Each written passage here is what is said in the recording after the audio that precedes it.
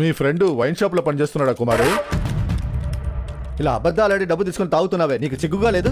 ఇలాంటి వాళ్ళ వల్లేనయ్యా నిజంగా హెల్ప్ అడిగినా కూడా వాళ్ళని సందేహించాల్సి వస్తుంది.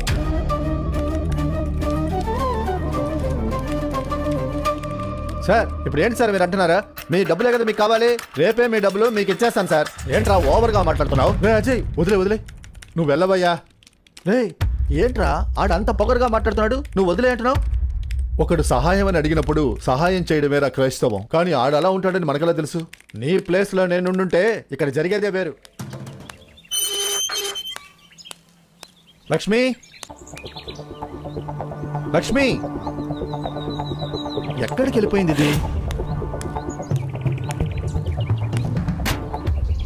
ఇంట్లో కూడా లేదే.